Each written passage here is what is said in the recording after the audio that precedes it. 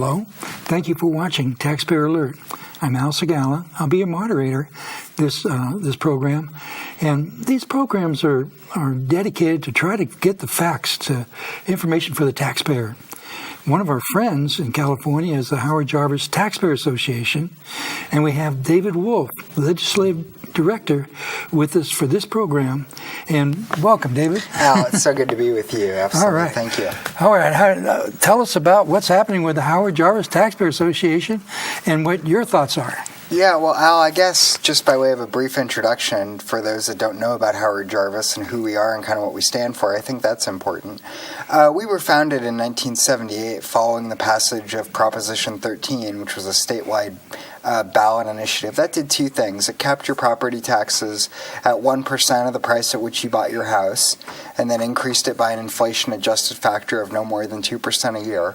And it also set a two-thirds vote for any tax increases approved by the legislature, and there were plenty of those this year, Al, as well as any local taxes. So if there's a special tax that's put on the ballot, like a transportation sales tax, for instance, that requires a two-thirds vote because of Proposition 13. So it's really been a landmark initiative to protect property owners. You're looking at over $500 billion saved over the last 40 years as a direct result of Prop 13. So it's been really impactful for a lot of taxpayers. Do you work in Sacramento? I do, yes. I've been the legislative director there for the last 11 years, so I roam up and down the hallways of the Capitol, testifying in committees and visiting with legislators and fighting for you, the taxpayer. Does that mean you have to smile when you run into people you don't even like?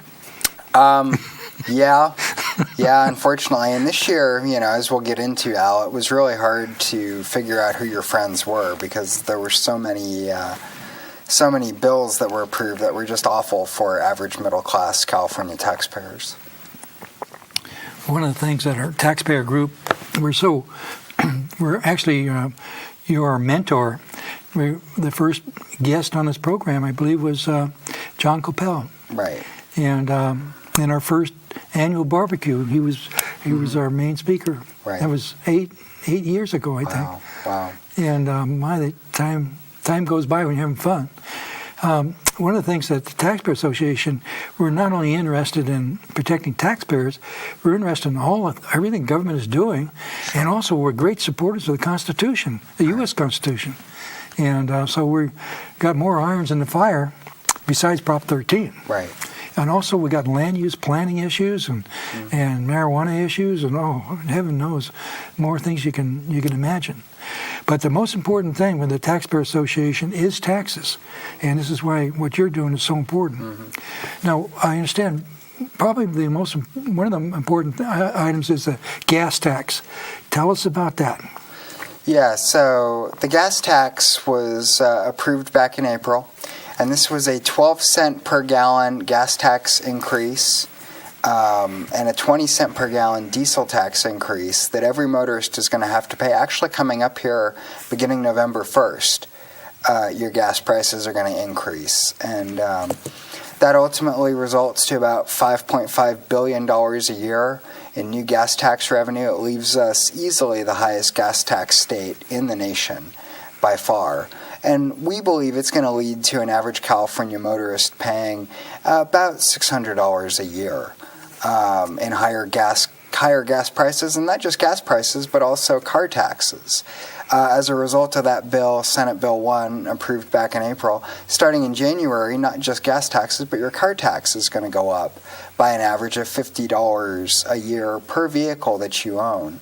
And the newer the car is, the more the car tax is. So it could be as high as $150 a year per vehicle. Is there an effort to repeal that? There is, Alan. Thank you for bringing that up. I was going to segue into that. There is an effort to repeal it. There's a couple of different initiatives out there, one of which has been introduced by Travis Allen, who's an individual running for governor of the state of California. He has one version of a gas tax repeal.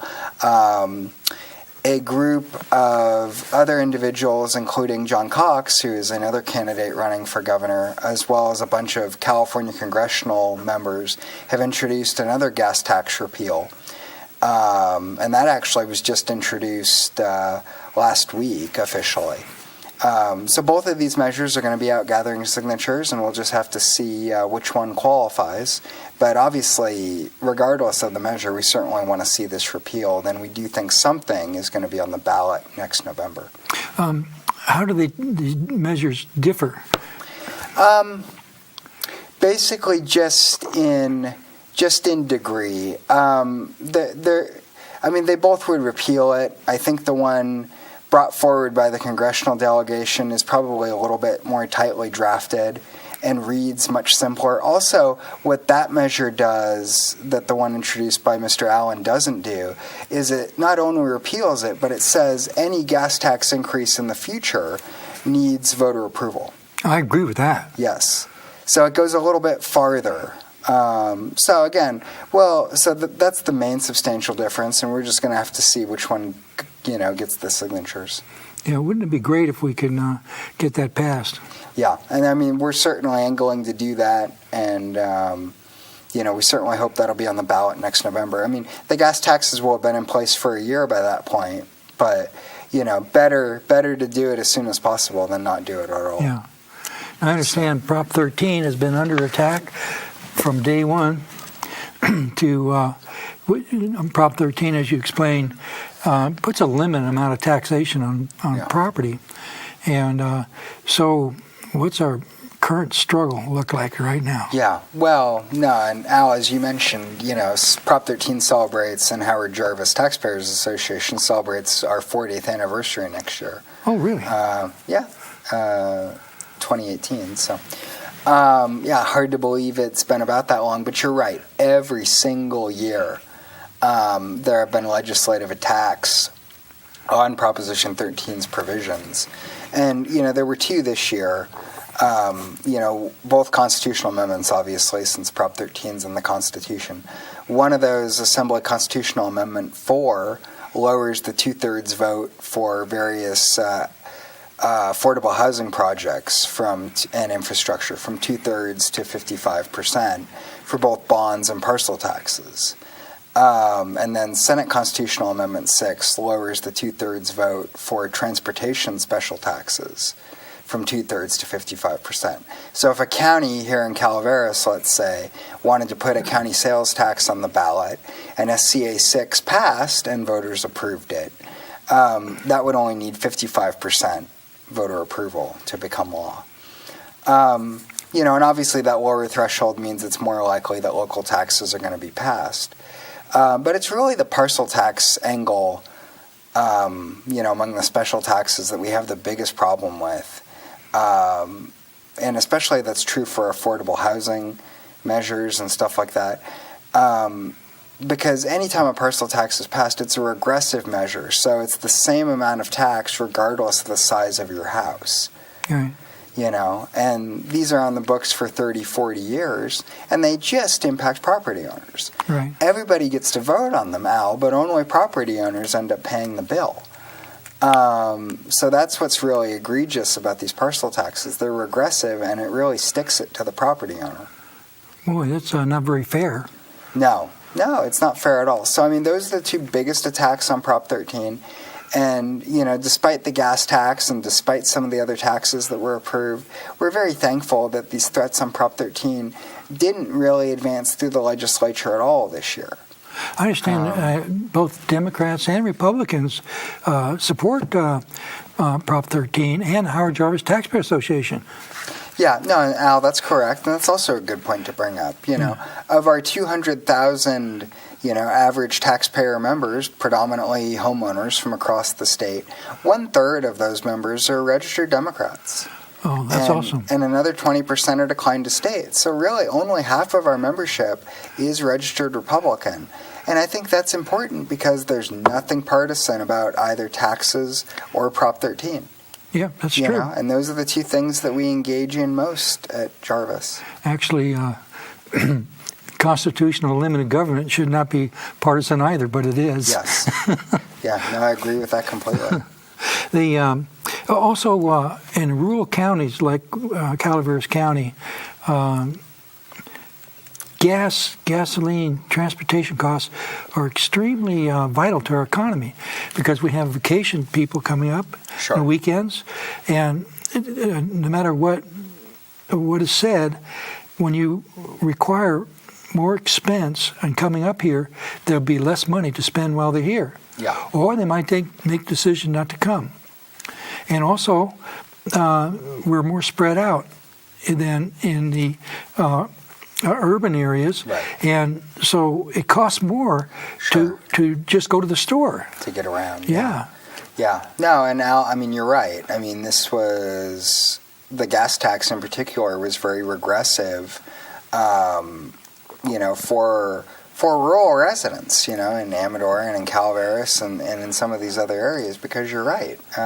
It is going to get more expensive. And unfortunately, it wasn't just the gas tax that was approved that's going to increase costs for motorists. There was a cap and trade measure that was extended that could increase gas prices as much as 70 cents per gallon on top of the gas tax by the year 2030. Oh, man, that's terrible. It was terrible, and that was approved with a 2/3 vote of the legislature, and there were 9 Republicans, 8 Republicans, who voted for that measure. Now, Howard Jarvis is nonpartisan. We're a nonpartisan organization, but we recognize that Republicans historically have been the party that has been out there fighting for middle-class taxpayers. Right. And to see 8 Republicans vote for what was essentially a 70 cent per gallon fuel cost increase is egregious. And let me just take a minute and just explain for your listeners and viewers here, just what cap and trade actually is. So cap and trade was approved by the legislature back in 2006. And how that basically works is there's 350 impacted industries across California that are impacted by these cap and trade provisions. And that includes oil refineries, cement makers, any industry that emits a lot of carbon, and a lot of pollution. And in essence, what it is a pay to pollute. These industries, oil refineries, let's say, they go out and buy credits, that they can then use in order to pollute. And as time goes on, there's a cap that's put in place, hence cap and trade, on the amount that they can pollute. And as time goes on, that cap goes down and down and down, and that forces oil refineries, for instance, to go out and trade these credits that they've bought or received with other industries that maybe might pollute less. And of course, all this buying and trading of these credits leads to higher costs, which of course are going to be passed on to consumers and motorists. And so that's where that 70 cent per gallon increase comes in, and that very well may happen by the year 2030. So you think a 12 cent per gallon gas tax is bad, just wait and see what's coming down the pike. There's many scientists that say that CO2, carbon, is not a pollutant. It's actually a nutrient. Sure. And the plants really need this. Right. And when you have higher levels of CO2, which does not cause global warming, according to the scientists, you have better growing conditions. Yeah. Agriculture. You get more food without really having to buy more fertilizer, and so CO2 is a blessing. Yes, but regulating CO2 is so important to changing our economy and the structure of our country from a constitutional republic to a socialist democracy. They have to control, and the only way they can control industry is by having a scapegoat. Yeah. And so CO2 is a scapegoat. Now, one of the things that I find exciting is most of this has been proven. And these number of scientists are coming away from the hysteria or the alarmists to the side of supporting industry. And it'd be interesting to see just what happens in the next few years. I've got a feeling things will be changing for the better. Yeah. No, and I think that's true, and I agree with you, Al. I think science will bear out, that a lot of this was overblown. Yeah.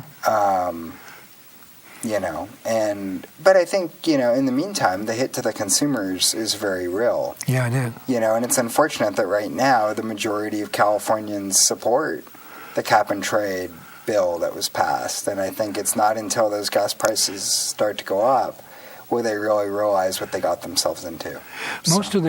I think a lot of that has to do with the major media and our educational establishment. The fact that most people really have bought into the idea that carbon is causing global warming. Right. And when you have that, it's awful hard for legislators who know that's not true to put resistance if their own constituents are telling them, hey, got to save the planet. Right. So, now SB 231 is another one you're working on, and I think you sent a copy of a letter that you to Governor Brown. We want to. You're requesting that he veto the measure.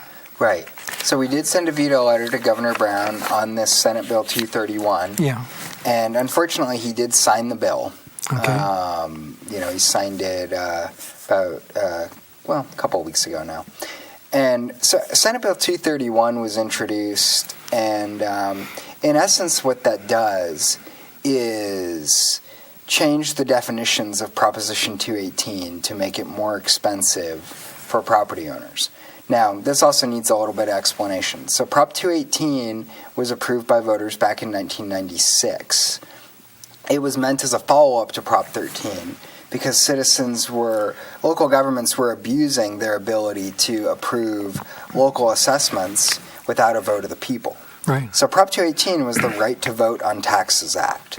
And that basically said any assessment or property-related fee other than for water, sewer, and garbage requires a ballot to be mailed out to the impacted property owners, and they get to vote, a majority vote, on whether they want, things like landscape and lighting districts or stormwater and urban runoff charges or some of these other big things that impact property owners, again, outside of water, sewer, and garbage. So Senator Bob Hertzberg introduced 231, and he sought to change the definition of sewer, whereby any time there was a sewer increase, it wouldn't need a vote of change the definition of sewer to include stormwater. Okay, so change the definition of sewer to also include stormwater. So if stormwater was included in sewer, an increase in the stormwater assessment wouldn't need a vote of the people. Okay, so local governments could go out and increase these stormwater assessments, and because it's treated the same way as sewer, it doesn't need a vote of the people. So taking away the vote of the people, which Prop 218 mandated and established for stuff like this, it violates the Constitution because you're changing in statute what is a constitutional amendment. Right. In order to do it, you need to change the Constitution, which requires a vote of the people. Right. And it also directly goes against an appellate court decision that said sewer and stormwater need to be separate. Okay. And that was a case Howard Jarvis actually won in HJTA versus Salinas. So we've already litigated this, and now here's this legislator, Bob Hertzberg, coming in and approving this bill and basically saying, hey, you don't need to follow the Constitution. Taxpayers don't need to vote on this. Who cares about that court decision? So unfortunately, now that this bill has been signed into law, we're going to have to go back to court to ensure that taxpayers are protected and they get the right and ability to vote on stormwater assessments in the future. And if we don't win that, today it's stormwater, what is it going to be tomorrow that taxpayers don't get to vote on? So it's a pretty big deal. What happens if you win? Can you recover your attorney fees? Yeah, so, that all depends, Al, on, what the court rules and if we end up winning. But yeah, generally speaking, we don't think there's going to be a lot of municipalities that decide to pass stormwater initiatives. We think there's going to be one or two water agencies that decide to do this. So yeah, for those water agencies that take this on, might they have to reimburse their citizens in the event that we win? Sure. Might they have to pay attorney fees? Of course. So yeah, I mean, all those things are on the table, but it's just unfortunate that we have to go back to court to defend something that's already in the Constitution. Speaking about the court, our Jarvis Taxpa Association has been fighting the fire tax, Yes. which has been not rescinded but put on the shelf or something, or discontinued. Well, suspended is I think the appropriate word. So, as you mentioned, the fire tax was approved back in 2011 by a majority vote. We've always believed that it was a tax increase that should require a 2/3 vote of the legislature, which it didn't get. So that's sort of the genesis for the lawsuit going forward. We actually just filed all of our exhibits and all of our paperwork to bring the lawsuit forward. We hope to have it heard in the courts in December. Oh, wow. So, yeah, 5 years into this process, we're finally, getting ready to have this heard in court. So we're excited about that because we do believe it's unconstitutional. We do believe that it was a tax increase. And, we would just encourage everybody that, even though the fire tax has been suspended going forward, so there won't be any more bills as of July 1st of this year. So even though the fire tax has been suspended, we still encourage people to, if they haven't paid their fire tax bill, because there's so many people out there that haven't, encourage you to pay that bill and fill out a petition for redetermination on our website, which is firetaxprotest.org. Okay. Just to ensure that if we do win, and we do expect to win this lawsuit, that you get your money back. Because right now, if you haven't paid and you haven't filled out a petition for redetermination, the odds of you getting your money back, even if we win, is extremely low. Oh, we got to remember that. Yeah. Let's repeat that. What's the website? So the website is firetaxprotest.org. Firetaxprotest.org. And fill out a petition for redetermination on that website. Okay. And just remember if you still owe money on this, please pay your bills. Right. Even though you won't be getting a bill going forward, it's incredibly important that you do that. About 75% of the 800,000 property owners that have been impacted by the fire tax have not paid. Oh, wow. So they have a little chance of. Well, if they haven't paid, they don't have to worry about getting their money back. Well, yeah, but they didn't pay. but the state can still go collect that money. They can lien the property. They could ultimately lien the property. I mean, that's an extreme case, but they certainly have the ability to do that. Yeah. I wish there was something that could be done with the Constitution of California that would really limit the legislature's ability to, even more than Prop 13, to increase taxes. Yeah. And to increase regulations of people's lives. Mm-hmm. Sometimes regulations is a form of a tax, and if they're not reasonable, they can destroy a business. Sure. They can drive business out of California, and they've done that. Right. And so we need to have some sort of protection for the people of government overreach. Right. Besides taxation. On the SB 231, the bill signed, and there's a petition now to overturn that. No, it's not going to be referended. I think we're waiting now for a water agency to decide to go ahead and pass a stormwater increase without a vote of the people. And once that happens, then we can go to court and say we believe what you did violates the Constitution. So you have to be harmed before you can sue. It's unfortunate, but yes. And that's not very good for the people that are being harmed. No, it's not. But that's why who you pick to represent you in Sacramento really matters. Senate Bill 231 only needed a majority vote to be approved because it wasn't a tax increase, but it got 41 votes. It got the minimum number of votes that it needed. It almost didn't pass. There were a number of Democrats that voted against it. So all that to say, pay attention who you elect to Sacramento, because one vote does matter quite often.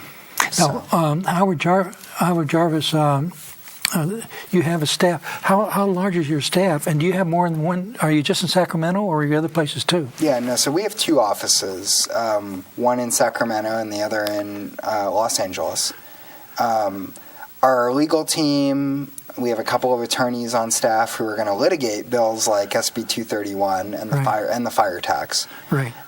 They're in Sacramento. I'm in Sacramento as the legislative director that handles all the stuff in the Capitol. Okay. John Paul, our president, is also in Sacramento.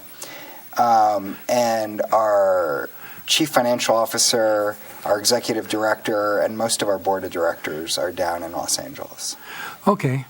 So we have like 8 on the payroll. Okay, that's cool. We do a lot with a little, Al. Yeah. So, we don't have any on our payroll. We don't have a payroll. Yeah. My wife is a volunteer. She does a lot of work. Right. But yet you still I feed her.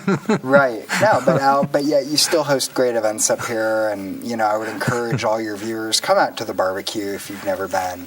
Yeah. It really is a good opportunity to honor Calaveras County employees, and I know my boss has come up for the last 4 or 5 years now. Yeah. And been the keynote. He's really such a likable man. Yes. One of the things that we need to say: how does somebody join the Howard Jarvis Taxpayer Association? Absolutely, and it's always a good segue to talk about that. So, membership to Howard Jarvis is just $15 a year. It's the best deal in show business, right? Yeah. And you can do that 2 ways. We can mail you out a brochure. And you can just fill that out and mail us a check, and we'll take care of it. Or there's a totally secure online donation site on the internet at hjta.org. Again, hjta.org, where you can sign up for $15 and become a member. All right. Now we're $12. So you're more expensive, but look at what you get for the extra few bucks. You get a lobbyist and legislative director representing you in the hallways of the California State Capitol. And Al, I tell you, that's important because of all the thousands of lobbyists registered in Sacramento, only a couple are fighting for average California taxpayers, and you're looking at one of them. That's so sad. So it is. No, it's very sad, but you do have a voice in Sacramento because of Howard Jarvis. Well, we like to mirror what you do, and to increase your influence. Now, one of the things that we want to say now, we're at the end of our time, is we're so glad you came, and we hope that you're going to be with Howard Jarvis for many years to come. Yeah. Well, 11 years this month, Al, and counting. So I hope to be here for a bit longer. Thank you so much. Thank you. Thank you for watching Taxpayer Alert. See you next time.